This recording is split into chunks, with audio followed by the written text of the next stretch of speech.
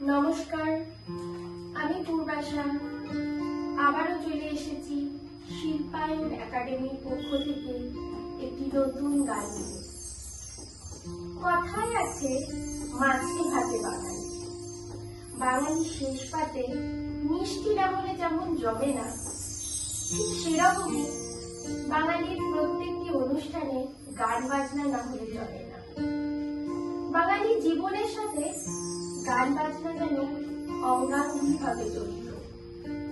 সকালে চায়ের সাথে ঠিক খবরের কাগজ থেকে শুরু করে বিকেলে ইয়ারফোন কানে ঠেসে বাঙালির গানের, আর বাঙালির গান মানে মনে পড়ে যায় রবি ঠাকুরের কথা।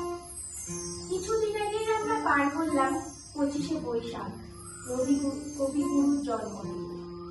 তাই ওনাকে প্রণাম জানিয়ে আমাদের নিবেদন এসবই বৈশাখ।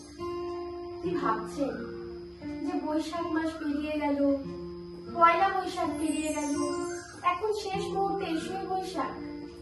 কিন্তু জানেন কি, রবি ঠাকুরের এই গান মোটেই পয়লা বৈশাখকে মাথায় রেখে লেখেননি, বরং বাঙালি রোজ নামটাকে সুরে গেঁথে তৈরি করেছেন এসবে বৈশাখের সুর।